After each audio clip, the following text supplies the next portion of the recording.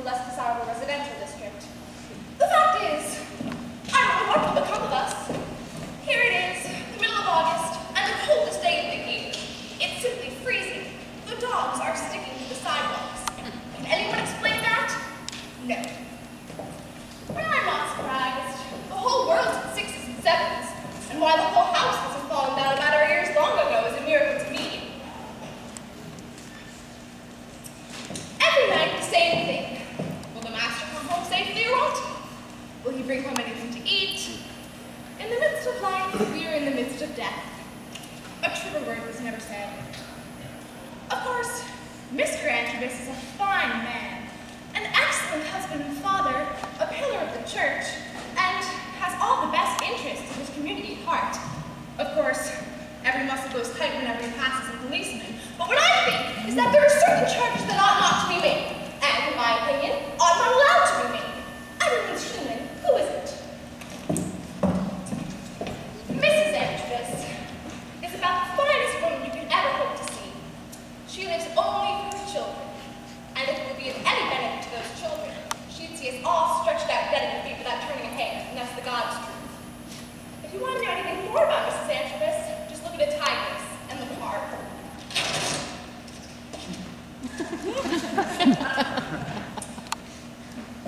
Henry Antrobus is a real clean-cut American boy. He'll graduate from high school one of these days, if they make the alphabet any easier. Henry, when he has a stone in his hand, has a perfect aim. He can hit anything, from a bird to an older brother. Oh, I didn't mean to say that. But it certainly was an unfortunate accident, and it was very hard getting the police out of the house. Mr. and Mrs. Antrobus' daughter is named Gladys. She'll make a good man and good wife someday, if you'll just come down off the movie screen and ask her. So, here we are. We've managed to survive for some time now. Catch as catch can, fat and lean. And if the dinosaurs don't trample us to death, and if the grasshoppers don't eat up our garden, we'll all live to see better days, knock on wood.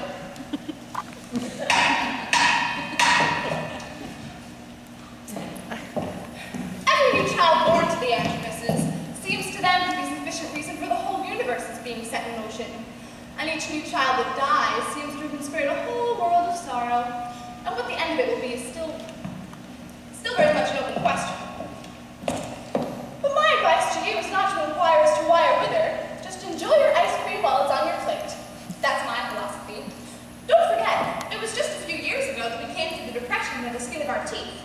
One more tight squeeze like that, and where will we be?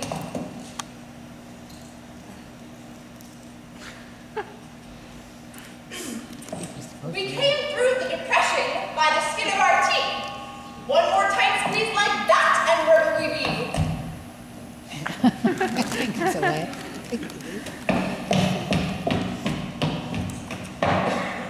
Oh, 6 o'clock and the master not home yet. Pray God that I'm serious. Here it is, the middle of August, the coolest day of the year. It's simply freezing. The dogs are sticking. One more tight squeeze like that, and where will we be? Make something up. Invent something. Well, this certainly is a fine American home, and everyone's very happy, and I can't invent any words for this play, and I'm glad I can't. I hate this play, and every word in it. Besides, the author hasn't even made up his silly mind as to whether we're all living back in caves or in New Jersey, and that's the way it is, all the way through. I don't understand a single word of it anyway, all about the struggles the human race has been through. Now there's a subject for you. I only took this hateful job because I had to. For 2 years, I sat up in my room living out a cup of tea and a sandwich a day, waiting for better times in the theater. Why can't we have quality entertainment like we used to have? Good plays like Barefoot in the Park, Hairspray, and Moose Murders. Quality entertainment with a message you can take home with you. Look at me now. I played Blanche Dubois, Hedda Gabler, and King Lear with a full beard. God. Miss Donovan. Anyway, it'll all be the same in 100 years.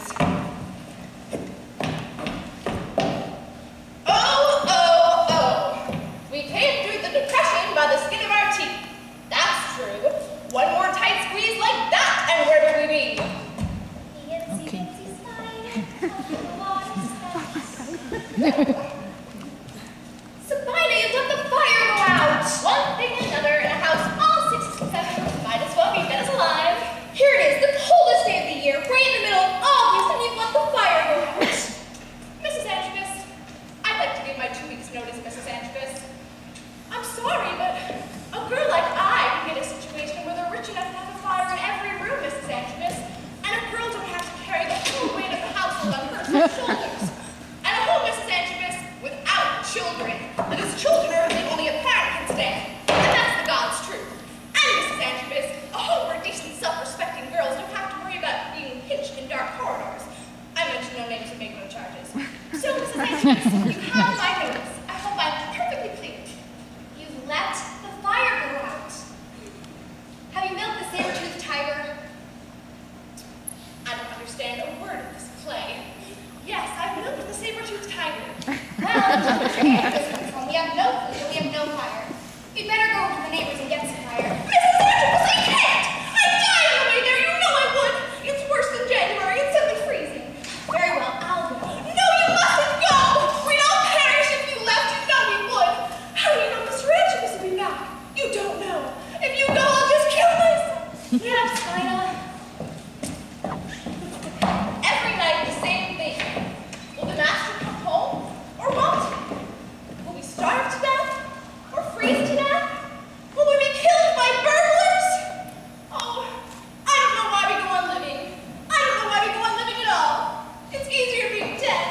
Oh, Sabina, always the same thing. Always throwing up the sponge. Always announcing your own death. They'll give you a ticket to the movies, or a new hat, or play an ice cream and you won't live forever.